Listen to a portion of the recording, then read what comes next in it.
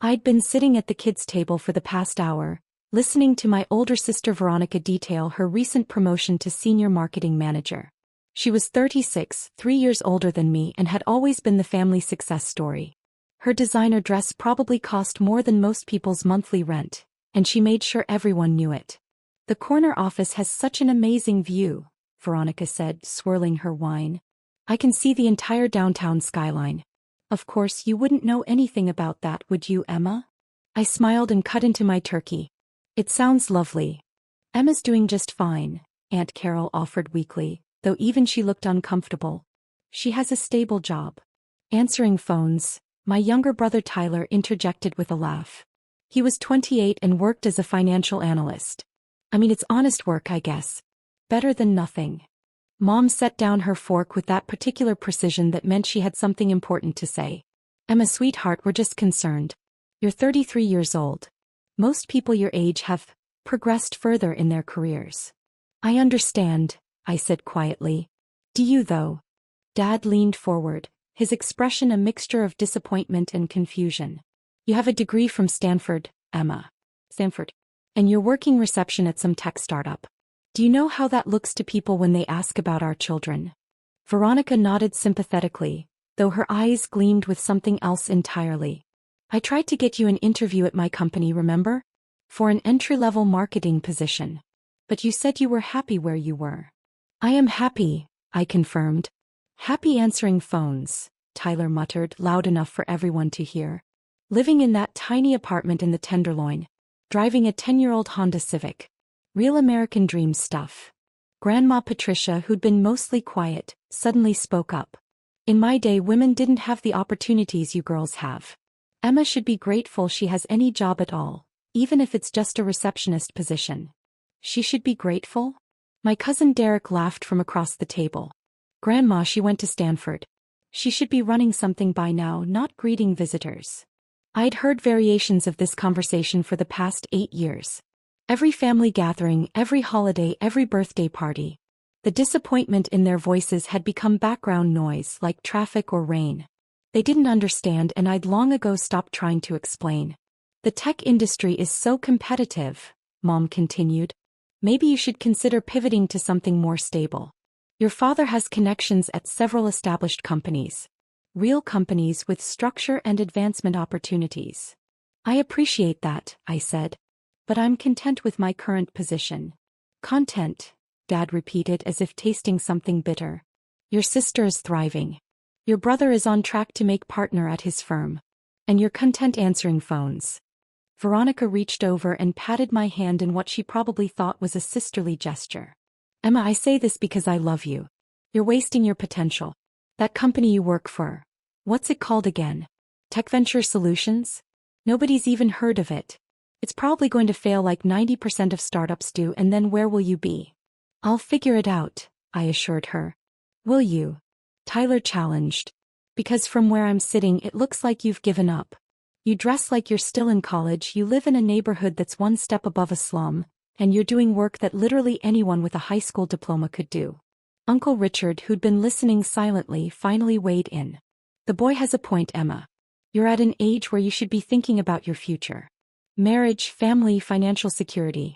How are you supposed to attract a quality partner when you can barely support yourself?" "I support myself just fine," I said evenly. "Do you?" Mom's voice rose slightly.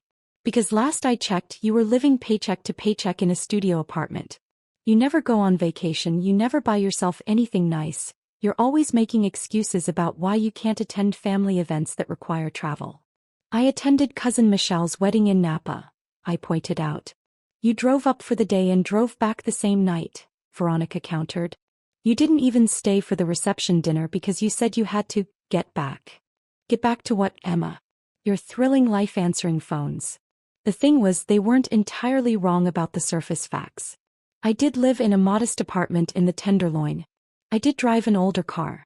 I did dress simply and avoid expensive vacations. What they didn't understand, what they couldn't understand, was why. "I'm just worried about you," Mom said, her voice softening. "You're my daughter and I want to see you succeed. Is that so wrong?" "Of course not," I replied. "Then why won't you let us help you?" Dad insisted. I could make one phone call and get you interviews at 3 different companies. Real positions with real salaries and benefits. You could move out of that neighborhood, get a decent car, start living like someone with your education should be living. My phone buzzed in my pocket. I ignored it. She's probably gotten so comfortable being mediocre that she's afraid of real responsibility, Tyler said. Some people are just like that. They peak in college and then coast for the rest of their lives. That's harsh, Aunt Carol murmured, though she didn't exactly disagree.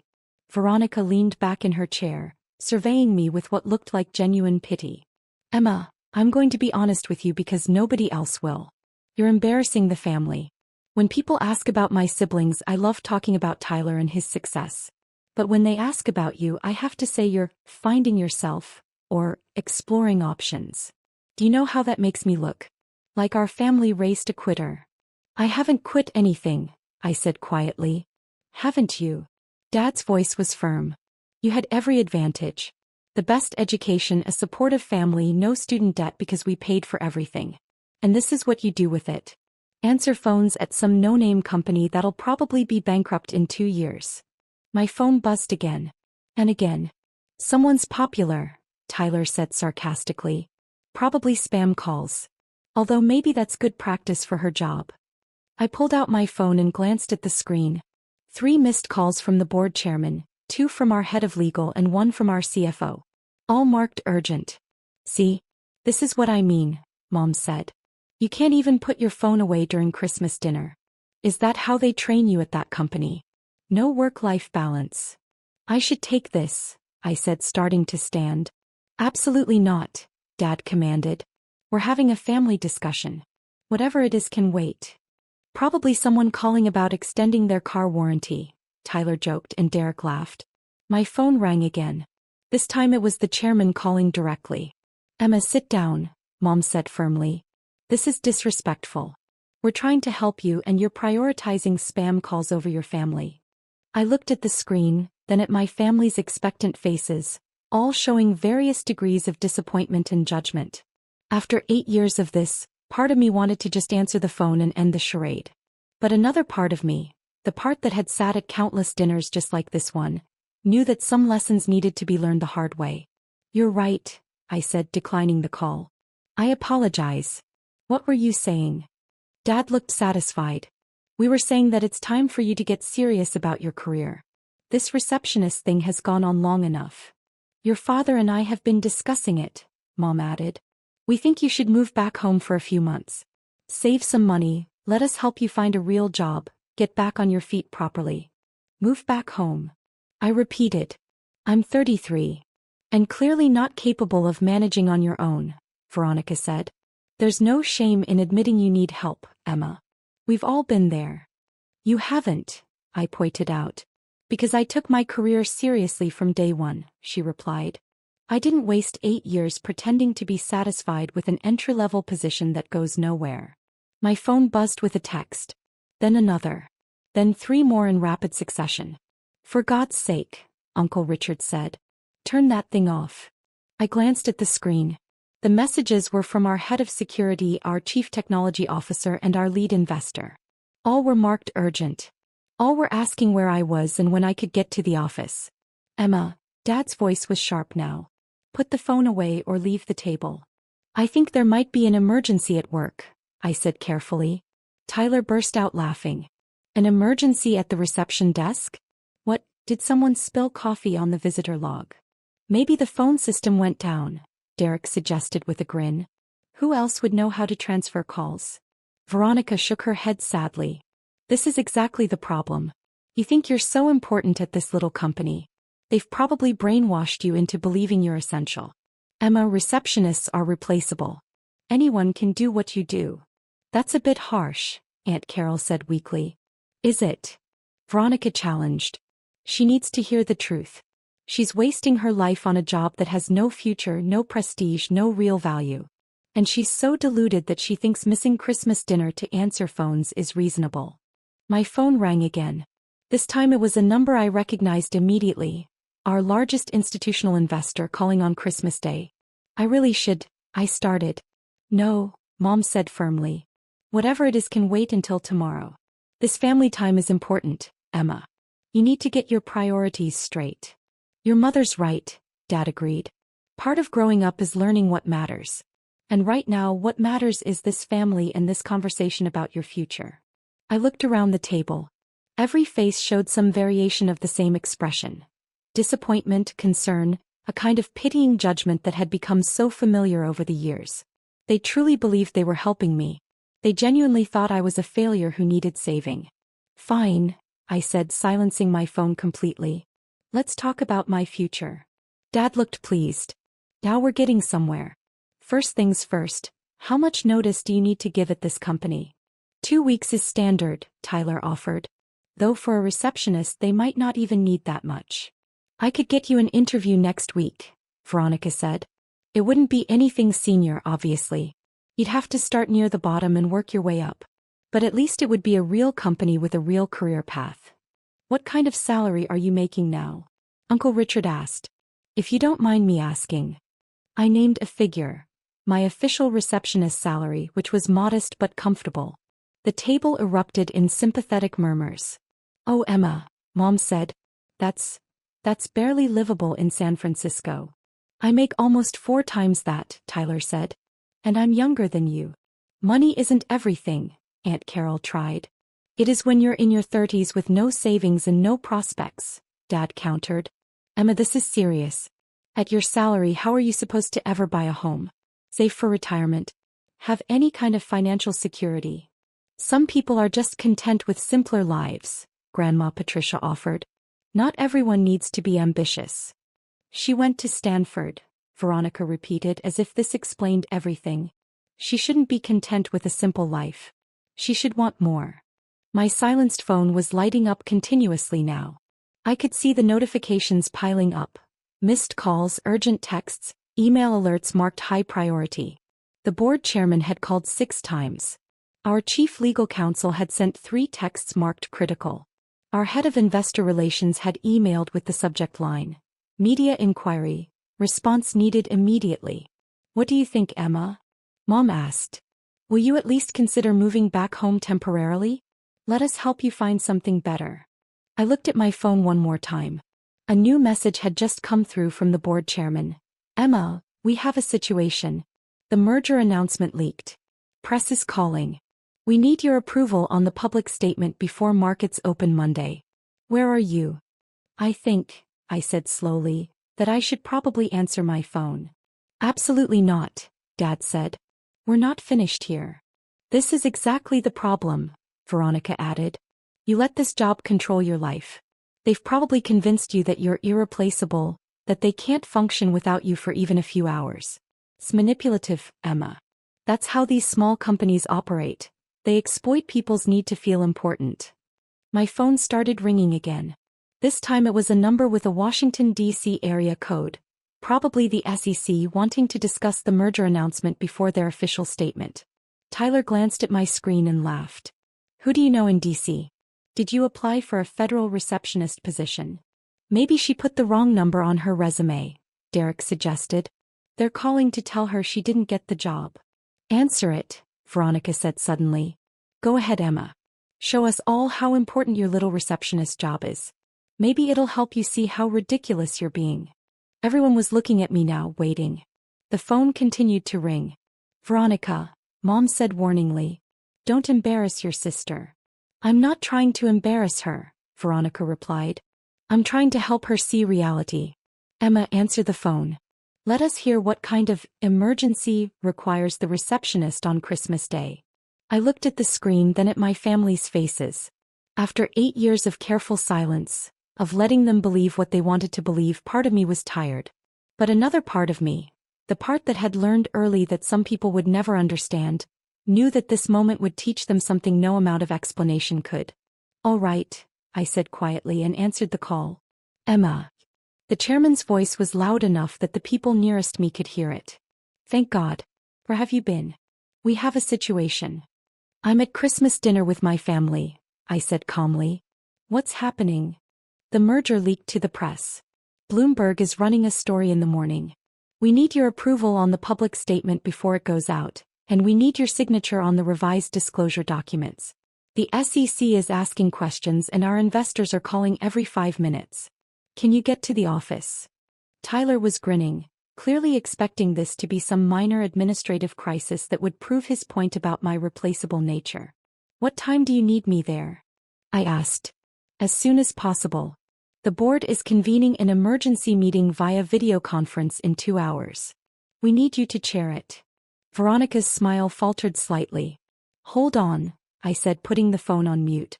I need to take this call in private. It might be a few minutes. Of course it will be, Dad said wearily. Go ahead. We'll be here when you're done wasting time on whatever crisis they think they have. I walked into the other room and unmuted the phone. Peter, I'm with family. Can we handle this remotely? Emma, this is an $8.2 billion merger. The biggest in our company's history. We need you present either physically or virtually. The board wants to see their CEO. I understand. Set up the video conference for 2 hours from now. I'll join from here. Send me the statement and disclosure documents. I'll review and sign them within the hour. You're sure? Your family won't mind. I glanced back toward the dining room where I could hear Tyler saying something that made everyone laugh. They'll understand. Send everything to my secure email. Already done. Emma, I'm sorry about this timing. It's part of the job. I'll see you on the call in 2 hours. I ended the call and checked my other messages quickly. The SEC inquiry was routine. They just wanted confirmation of the timeline. Our lead investor was concerned about the leak but confident in the merger's prospects. Our head of legal had drafted 3 versions of the public statement for my review. I spent 15 minutes in the guest bedroom, reviewing documents on my phone, approving statements and sending guidance to the legal team. Then I sent a text to my chief of staff. Clear my schedule for the next 6 hours. Board meeting in 2 hours, then calls with major investors. I'll be available but remote. When I returned to the dining room, dessert had been served. Everyone looked at me with barely concealed annoyance. All sorted? Mom asked, her tone suggesting it better be. Not quite, I admitted. I'm going to need to step away for a board meeting in about 90 minutes. The table went silent. A board meeting, Tyler repeated slowly.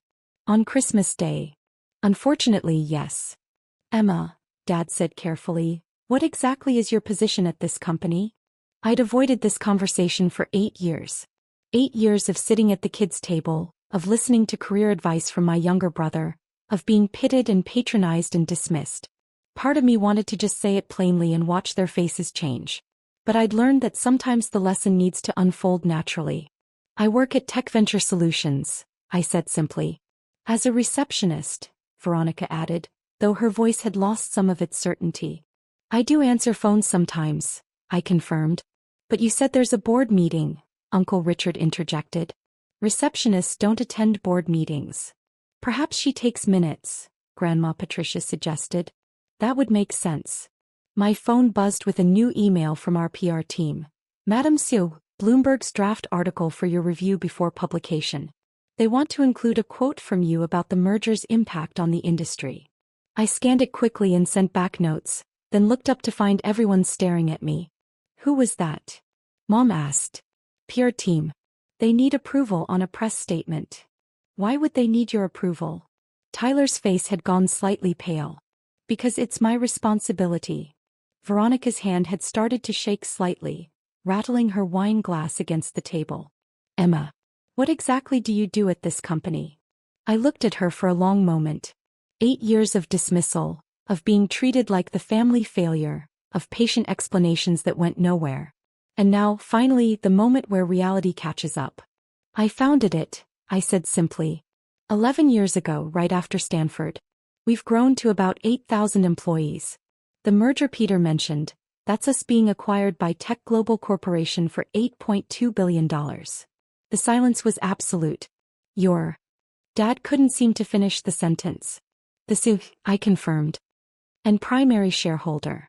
I own about 40% of the company, which means the merger will net me roughly $3.3 billion, give or take, depending on stock performance and earn-out conditions. Tyler's fork clattered to his plate.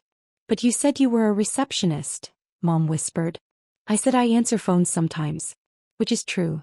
I also meet with investors, make strategic decisions, approve billion-dollar deals, testify before Congress about tech policy and chair board meetings. The reception work is just something I do occasionally when I'm in the office, because I think it's important to stay connected to every level of the business. Veronica's face had gone from red to white to red again. You've been lying to us for 8 years? I've never lied, I said calmly. You've asked me what I do and I've told you I work at Tech Venture Solutions. You've asked if I answer phones and I've said yes. Every word I've said has been true. You just made assumptions about what those truths meant. But your apartment, Aunt Carol stammered. Your car. The way you dress. I like my apartment. It's in a vibrant neighborhood with character. My car runs perfectly fine. Why would I replace it? And I dress for comfort, not to impress people. Just because I have money doesn't mean I need to spend it on things that don't matter to me. $3 billion, Uncle Richard said faintly. Approximately. The exact figure depends on various factors. My financial advisors can explain it better than I can. Dad was staring at me like he'd never seen me before. Why didn't you tell us? Would you have believed me? 8 years ago when we were just starting out, would you have taken me seriously if I said I was building a company? You wanted me to get a stable job at an established firm. You wanted me to follow a traditional path. Instead, I took a risk on something I believed in. But even after you were successful, Mom protested. After the company grew. You could have told us then. I tried, I reminded her gently. 3 years ago at Tyler's graduation party, I mentioned we'd just secured Series C funding. Do you remember what you said? Mom's face showed that she did. You said it was nice that I had hobbies outside of work. You thought I was talking about crowdfunding or something. You didn't take it seriously. Veronica had tears in her eyes now, though I couldn't tell if they were from anger or humiliation. You let us treat you like a failure. All these years, every family dinner, every holiday, listening to us give you career advice and pity you. You just sat there and took it. You needed to believe what you believed, I said. And I didn't need you to know the truth. My company's success wasn't dependent on family validation. But we're your family, Mom said, her voice breaking. You are. And I love you. But you also spent 8 years telling me I was wasting my life, that I was an embarrassment, that I needed to accept my mediocrity. You never once asked me if I was happy. You never considered that maybe I knew what I was doing. Tyler was staring at his plate. Derek had gone completely silent. Grandma Patricia looked like she might faint. My phone buzzed again. 45 minutes until the board call, my chief of staff reminded me. I need to prepare for this meeting, I said, standing. It's going to run several hours. I'll probably miss the rest of dinner. Emma, wait, Dad said. We need to talk about this. We've talked about it for 8 years, I pointed out. You've made your opinions very clear. Now you know the full story. I'm not sure what else there is to discuss. But the things we said, Mom whispered. All those things we said about you being a failure, about wasting your life, were based on the information you had, I finished. Information you chose to believe without ever really asking me for the truth. You could have told us, Veronica repeated, but there was no conviction in her voice anymore. I could have. But would it have changed anything? Would you have suddenly believed that the daughter you'd decided was a disappointment was actually building something significant? Or would you have found new reasons to criticize my choices?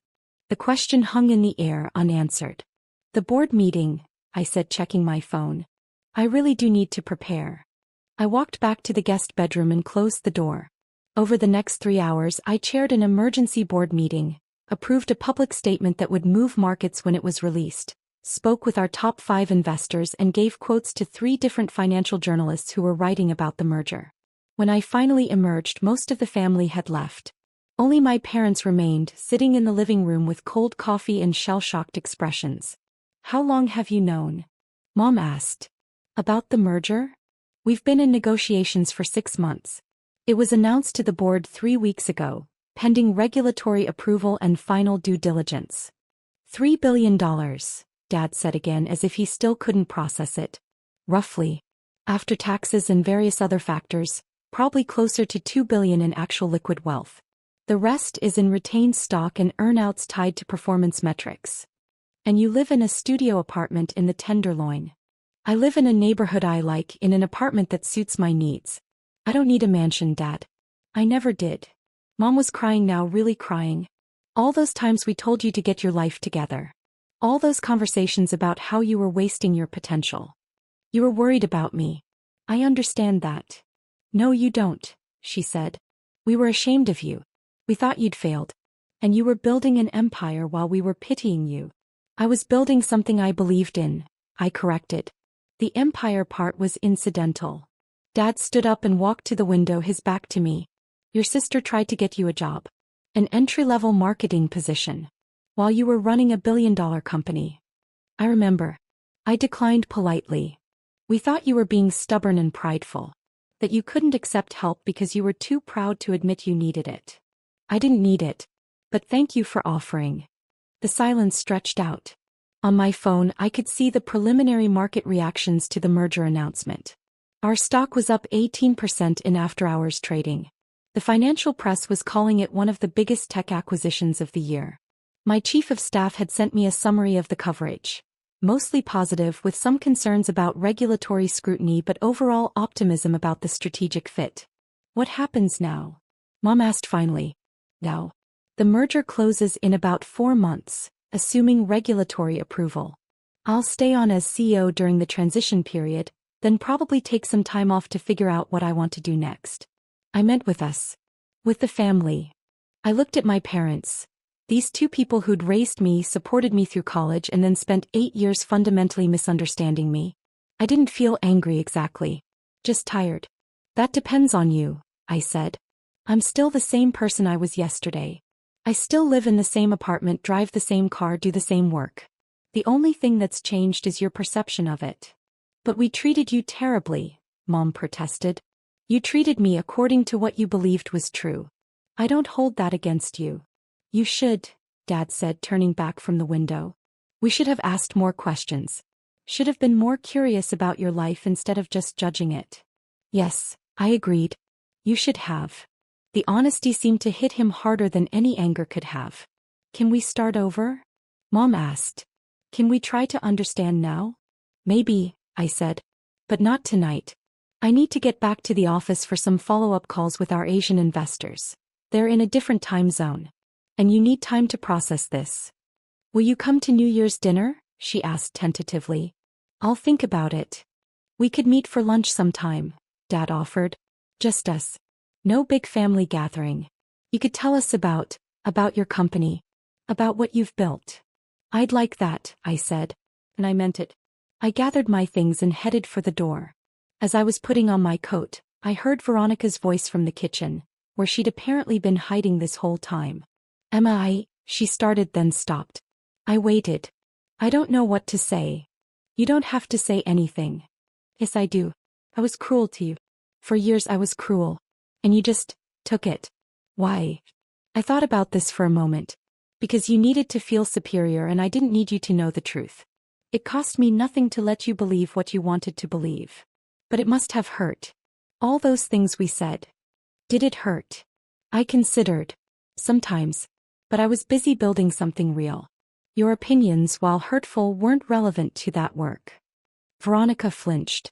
That's harsh. It's honest. You've spent 8 years being harsh to me. I'm just being honest with you. Can I see it? Your company. Maybe someday. When you're actually interested in what I've built, not just impressed by what it's worth. I left without saying goodbye to anyone else. As I drove back to my studio apartment in my 10-year-old Honda Civic, my phone continued buzzing with messages from investors, journalists, and board members. The merger was real now, public, impossible to ignore. The financial world was taking notice of what we'd built. But as I unlocked my apartment door and sat down at my modest desk to continue working, I realized that the only thing that had really changed was other people's perception. The work was the same. The mission was the same. And I was still the same person I'd been at that Christmas dinner. Just one that my family was finally starting to see clearly. My phone buzzed one more time. It was a text from Tyler. I'm sorry. For everything. I was wrong about you. I read it twice then typed back. I know. Thank you for saying it. It wasn't forgiveness exactly. But it was a start.